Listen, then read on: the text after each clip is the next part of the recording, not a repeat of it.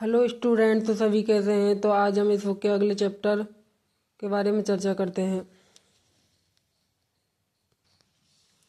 तो हम राजवंशों के बारे में पढ़ रहे थे और उसमें हमने मेवाड़ का राजवंश, मारवाड़ का राजवंश और कछवा राजवंश पढ़ लिया था। अब हम चौहान वंश के बारे में चर्चा करेंगे। तो इसमें पढ़ते हैं शावर के चौहान। इनको दो भागों में अजमेर के चौहान और नाडौल के चौहान, इनके इसके बाद रणथंभौर के चौहान और नाडौल के चौहानों में जालोर के चौहान, बूंदी के चौहान, बूंदी में कोटा के चौहान और फिर सिरोही के चौहान, ऐसे करके चौहानों को बांटा गया है। चौहानों की उत्पत्ति के बारे में पढ़ते हैं। अग्निकुंड से इसकी जानकारी पृथ्वीराज रासो के ग्रंथ में मिलती है। आबू में गुरु वशिष्ठ द्वारा अग्निकुंड यज्ञ किया गया था, उससे इनकी उत्पत्ति मानी जाती है। इसका समर्थन मोहम्मद नैन्शी ने और सूर्यमल मिश्र ने किया था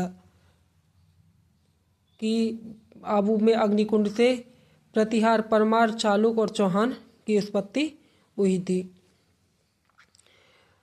विदेशी कर्नल जेम्स टॉड इन्हें स्मिथ और विलियम कुक की संतान मानते हैं। वश गोत्रीय ब्राह्मण डॉक्टर दशरथ शर्मा के अनुसार बिचौलिया शिलालेख के अनुसार इन्हें वश गोत्रीय ब्राह्मण माना गया है। चंद्रवंशीय हासी शिलालेख व अतलेश्वर शिलालेख के अनुसार इन्हें चंद्रवंशीय माना गया है। खज्जाती से डॉक्टर भंडारकर ने इसे खज्जाती से संबंधित माना है। सूर्यवंशी जयनायक, नैनचंद सूरी, जोधराज व डॉक्टर ओझा ने इन्हें सूर्यवंशी माना है।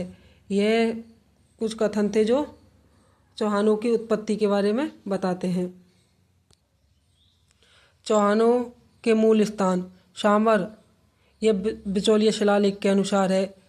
अनंत प्रदेश सीकर में हर्षनाथ शिलालेख के अनुसार है। पुष्कर हम्बीर महाकाव्य व सुरजन चरित्र में यह पुष्कर इनका मूल निवास था। अब हम पढ़ते हैं शावर के चौहानों के बारे में। तो यहाँ का प्रथम शासक था वासुदेव चौहान। चौहान राजवंश के संस्थापक या आदि पुरुष या मूल पुरुष वासुदेव चौहान को माना जाता है। इसने स्थापना कब की थी? 551 ईस्वी में। कहाँ? सामर में। इसने राजधानी आई छत्रपुर नागौर को बनाया था। इन्होंने शामर झील का निर्माण करवाया था बिचौलिया शिलालेख के अनुसार। इसके बारे में कुछ महत्वपूर्ण फैक्ट हैं, जैसे बिचौलिया शिलालेख यह 1170 ईस्वी में। रचयिता गुणभद्र, ये कहाँ है? बिचौलिया के पार्थ मंदिर में। और यह लगाया गया था जैन श्रावक लोलाक। इनके बाद अगला शासक दुर्लभराज फर्स्ट, प्रतिहार शासक बदस संगत, त्रिपक्षीय संघर्ष में भाग लिया, वह मारा गया। प्रतिहार पाल राष्ट्रकूट इनके शासक थे। अगले फिर गुहक प्रथम, ये प्रतिहार शासक नागवट द्वितीय के सावंत थे। इसने हर्षनाथ मंदिर का निर्माण सीकर में करवाया था। चौहानों के ये कुल देवता हैं। गुहक द्वितीय, इनकी बहन कलावती, जिसका विवाह भोजराज से हुआ था, ये कन्नौज के शासक थे। अगले शासक चंदन राज चौहान, यह दिल्ली के तोमर शासक रुद्र को पराजित किया था। इसने उनकी पत्नी रुद्राणी थी। रुद्राणी का अन्य नाम था आत्मप्रभा। शिव भक्त व योग क्रिया में यह निपुण थी। राजस्थान की योगिनी रानी यह कहलाई थी। प्रतिदिन 1000 दीपक जलाकर पुष्कर झील में यह समर्पित करती थी। इसके बाद अगला शासक बायकपतिराज फर्स्ट बना था। इन्होंने उपाधि महाराजा की उपाधि धारण की थी।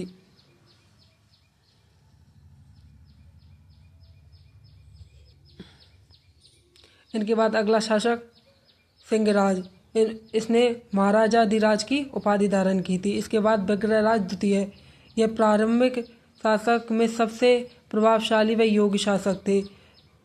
चौहान चालुक्यों के मध्य शत्रुता। चालुक्य शासक मूलराज फर्स्ट को पराजित किया था इसने आशापुर मंदिर का निर्माण करवाया था। इसके बाद शासक बना था दुर्लभराज द्वितीय। इसने उपाधि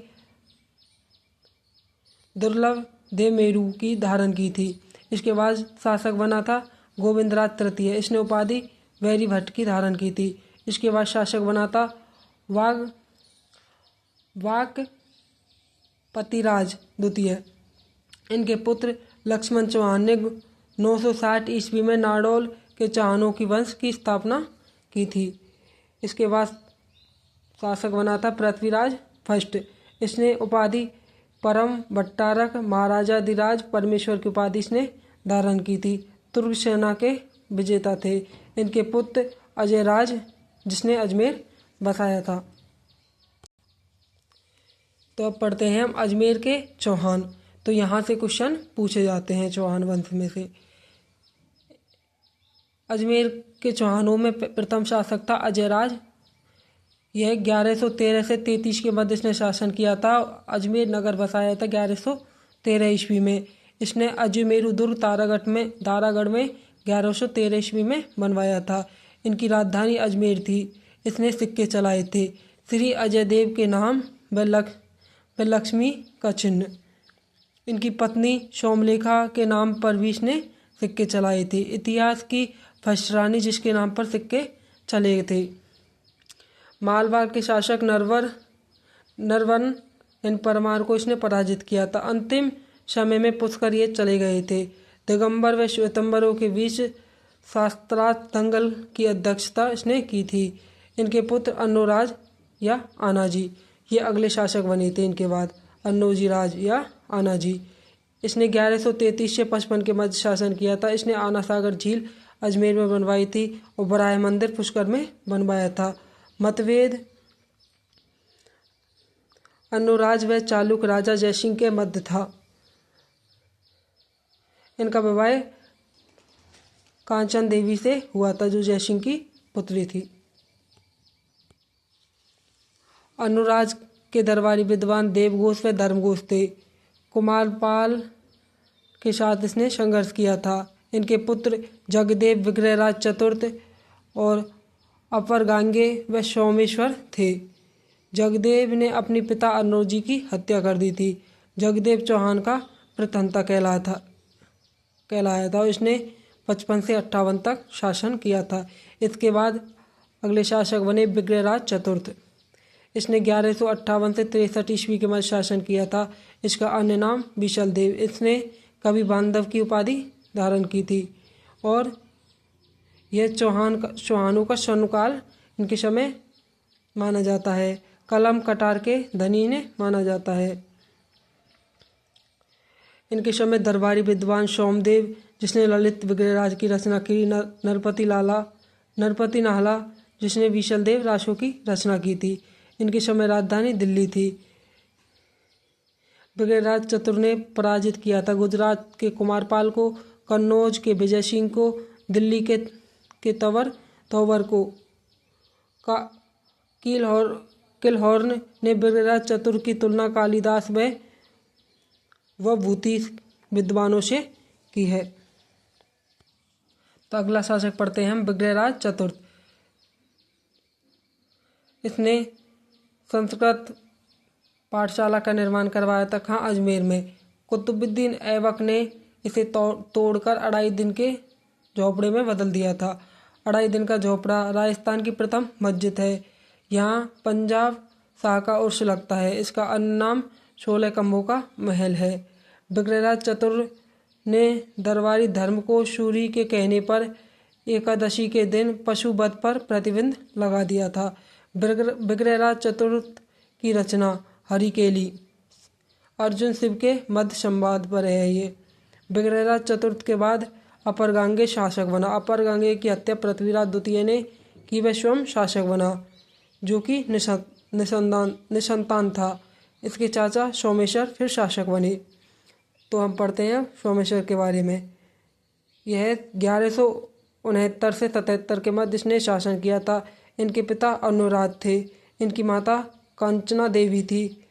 इनका विवाह कपूर देवी से हुआ था। इनके प्रधानमंत्री केमास या कदम्बास थे। तो अगला शासक बना इसके बाद पृथ्वीराज तृतीय। यह है चौहान वंश का इम्पोर्टेंट शासक था।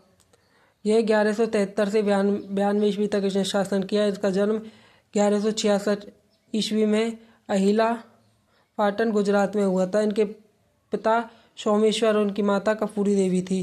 11 वर्ष की आयु में यह शासक बना। इसकी संरक्षिका माँ कपूर देवी थी। इसने उपाधि दलपोंगल की उपाधि, राय पिथौरा, गार्जियसपति, उनके प्रधानमंत्री कैमास्ते या कदम्बास्ते, सेनापति भुवनमल थे। पृथ्वीराज चौहान तृतीय के अभियान गुड़गांव का युद्ध 1178 ईस्वी में यह नागार्जुन व पृथ्वीराज तृतीय के मध्य हुआ। तो इसमें विजय पृथ्वीराज हुए थे। वाड़नकों का दमन।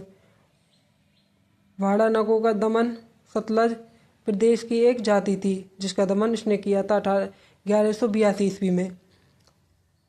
महोबा विजय 1182 ईस्वी में। तुमुल का युद्ध 1182 ईस्वी में।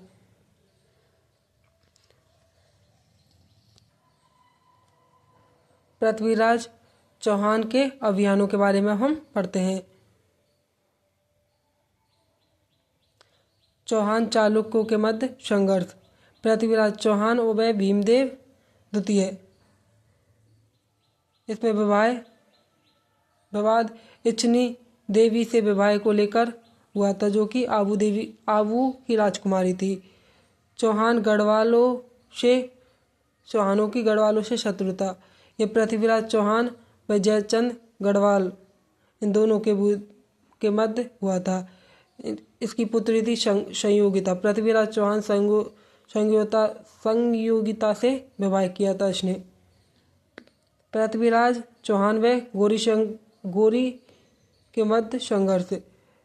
इनके मध्य 2 युद्ध हुए थे। तराइन का प्रथम युद्ध यह हुआ था 1191 ईस्वी में और तराइन का द्वितीय युद्ध यह हुआ था 1192 ईस्वी में।